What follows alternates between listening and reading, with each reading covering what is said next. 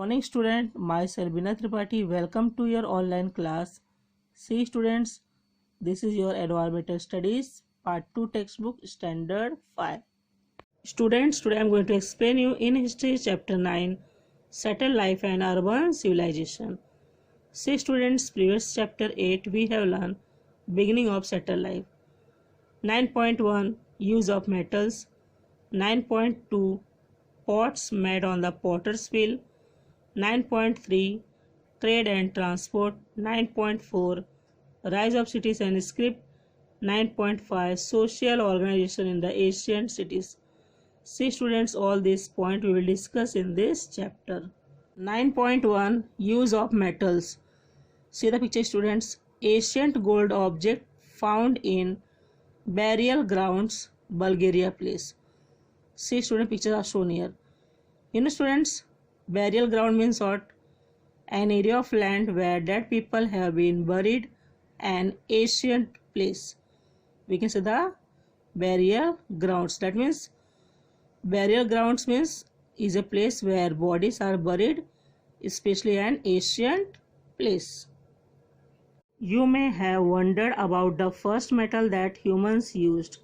See students, wondered means what? Desire to know something, feel curious. That means you may have feel curious about the first metal that humans used. Museums in Europe had large collection of prehistoric artifacts. Artifacts means what students? An artifact is an ornament, tool or other objects that is made by a human being, especially one that is historically or culturally interesting. We can say the artifacts. And antique objects. Antique objects means what student? Objects of ancient times. We can say the antique objects. A scholar named Christian Thompson introduced a method for classifying them. It is called the 3-age system.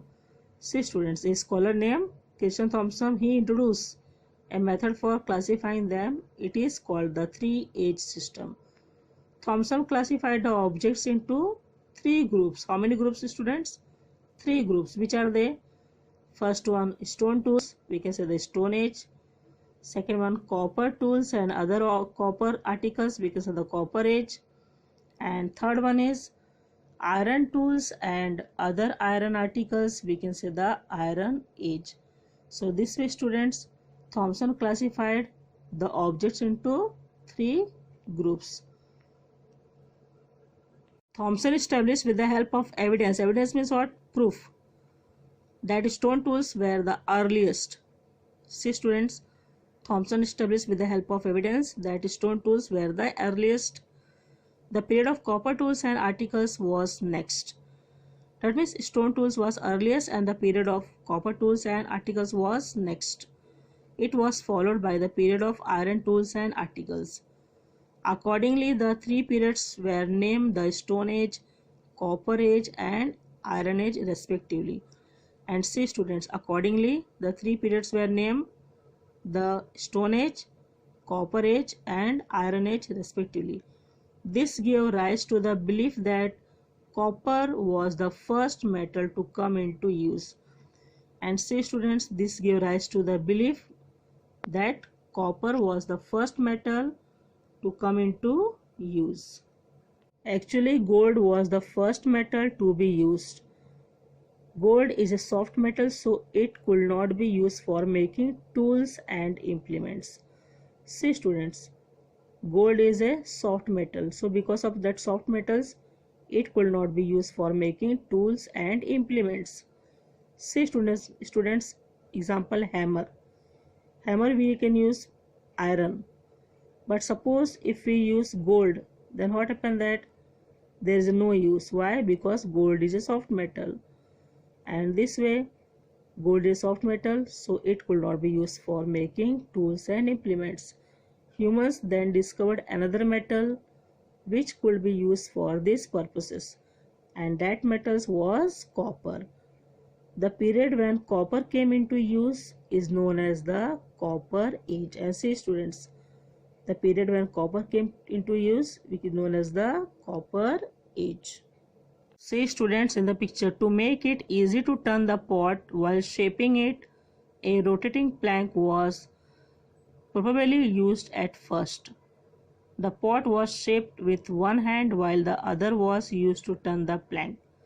See students, to make it easy to turn the pot while shaping it, a rotating plank was probably used at first. The pot was shaped with one hand while the other was used to turn the plank. It is possible that the potter's wheel originated in the efforts to modify the rotating plank. Till recent times, tribal women in the northeastern region of our country shaped the pots by using a rotating plank. See students, that means till recent times, tribal women in the northeastern region of our country shape the pots by using a rotating plank. See, so pictures are shown here. A potter in ancient Egypt working on a rotating plank or turntable. That means, see that the pot was shaped with one hand while the other was used to turn the plank. See the picture, okay? A pointed quartz pebble fixed at the bottom of the potter's wheel. See students, a pointed quartz pebble, it was totally fixed at the bottom of the potter's wheel. This pebble is known as a pivot, and this pebble is known as a pivot. When the potter's wheel is put in motion, it is balanced on this pivot and revolves with a great speed. That means students, when the potter's wheels is put in motion, it is balanced on this pivot and revolves with a great speed. See the picture, okay? 9.2 Pots made on the potter's wheel. The Copper Age was the age of many new inventions and rapid changes. See students, the Copper Age was the age of many new inventions and rapid changes. The invention of the wheel is the most important among them. It is generally agreed that the wheel was the first used by potter. And see students, the invention of the wheel is the most important among them, and it is generally agreed that the wheel was first used by potter. That means the wheel was first used by potter. Its use in carts and chariots probably began in little later. And see students, its use in carts and chariots probably began in little later. 9.3 Trade and transport. Trade means what students? Buy and sell goods and services. We can say that trade. And transport means take or carry goods from one place to another by means of a vehicle or ship. We can say that transport. Once the potters began to use a wheel, it became possible to make pots in a large production. This happens mainly in those village settlements where the raw material was easily available and in those which were conveniently situated for trade. Such village settlements expanded rapidly. That means students, once the potter began to use a wheel, it became possible to make pots in a large production. And this happens mainly in those village settlements where the raw material was easily available. That means which place? Those village settlements where the raw material was easily available and in those which were conveniently situated for trade. And such village settlements expanded rapidly. As the scale for production increased, trade too expanded with it. That means if production will be increased, then what happened? That trade also expanded. Therefore, there was a need to change the old system of transport. And this way students, that means production was increased and trade also increased, expanded with it, and therefore there was a need to change the old system of transport. It was in this period that wheeled vehicles like carts and chariots were first brought into use. And this way students, we can say that it was in this period that wheeled vehicles like carts and chariots were first brought into use. 9.4 Rise of cities and scripts. Script means something written.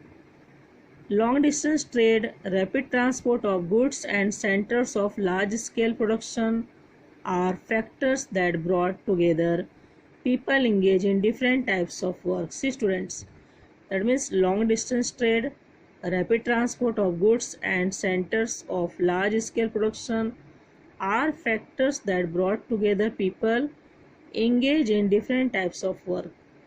It became necessary to keep permanent records of the expanding trade and growing production. And see students, it became necessary to keep permanent records. Why? Of the expanding trade and growing production. By now, sign and symbol had already come into use. For what purpose, students? For the purpose of record keeping. That means for the purpose of record keeping, what is important? Sign and symbol had already come into use. Broken piece of clay potsherds with such sign have been found in large number during excavation. You know students, excavation means what? That means we can say that process of digging up. Broken piece of clay potsherds with such sign have been found in large number during excavation.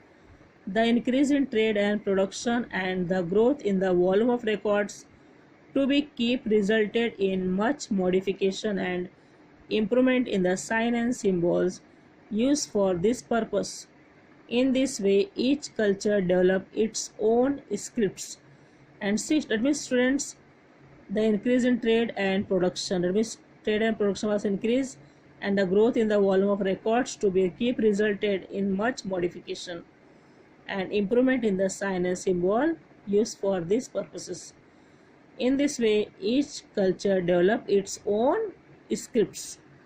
See students, picture wheel carts and chariots were first used in Mesopotamia. See the picture. And see that Harappan civilization, that is Indus civilization, was the earliest civilization on the Indian subcontinent. Built toy cart of that civilization. See the picture. See students, broken pieces of clay pots on that say the different sign and symbol are there. Can you see that? That means examples of ancient sign and symbols. Next, 9.5, social organization in the ancient cities. It is true that rise in trade had been the major factors that contributed to the emergence and development of cities. See students, that means it is true because of the trade. What happened that? That means trade had been the major factors that contributed to the emergence, that means development of cities. However, the culture of those cities had its roots in the culture of village settlements of the New Stone Age. And see students, the culture of those cities had its roots in the culture of village settlements of the New Stone Age. The faith system rooted in the agricultural way of life continue in the urban way of life too. That means how the New Stone, how they are, that means they are doing the agricultural work. And this will say that the faith system rooted in the agricultural way of life continue in the urban way of life too.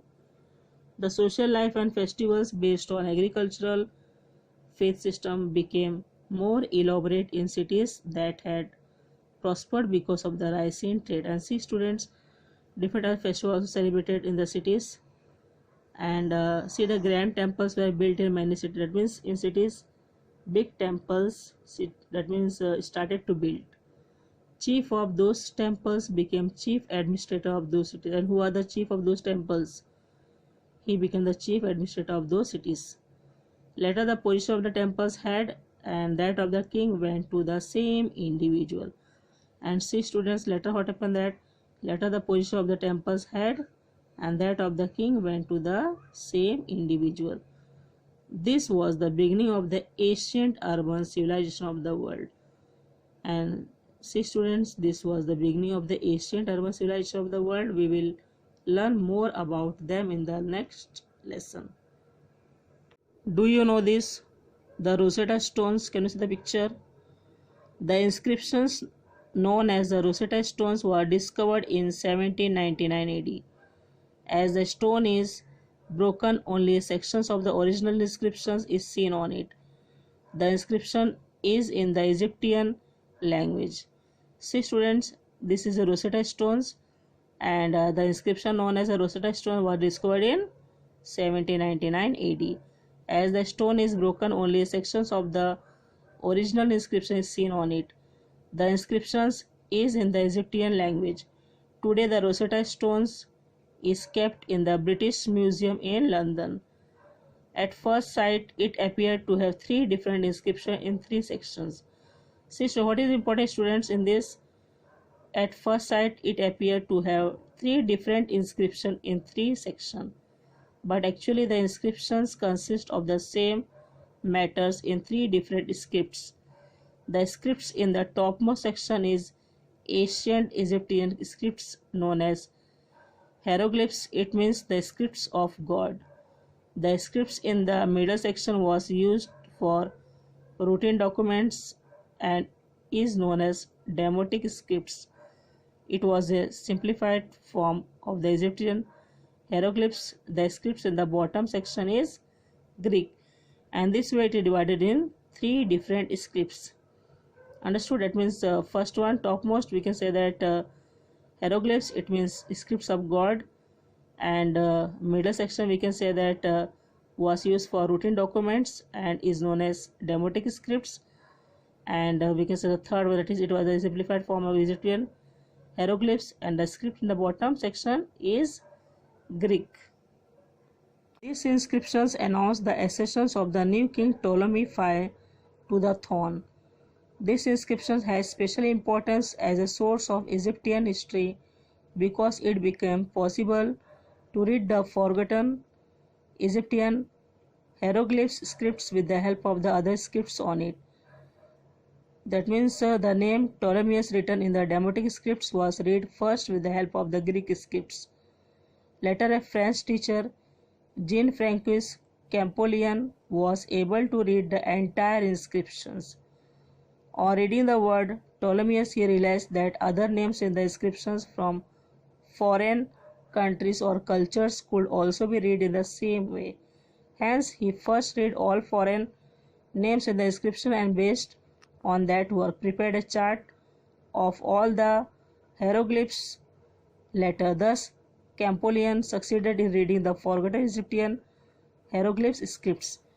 That means, students, what we say that that means in these inscriptions announces the accession of the new king Ptolemy I to the throne, and in this inscriptions has special importance source of Egyptian history. Why? Because it became possible to read the forgotten Egyptian hieroglyph scripts with the help of the other scripts on it. And the name Ptolemy is written in the Demotic scripts was read first with the help of the Greek scripts. And say, students, later a French teacher, Jean-Francois Champollion, was able to read the entire inscription. What is important, students? That means a French teacher, Jean-Francois Champollion, was able to read the entire inscriptions. On reading the word Ptolemy's, he realized that other names in the inscription from foreign countries or cultures could also be read in the same way. Afterwards, he realized that other names in the inscription from foreign countries or cultures could also be read in the same way. Hence, he first read all foreign names in the inscriptions and based on that work prepared a chart of all the hieroglyphs letters. Thus, Champollion succeeded in reading the forgotten Egyptian hieroglyphs scripts. There is evidence. Evidence means proof that copper was in use even 7,000 years ago in region where copper was rare.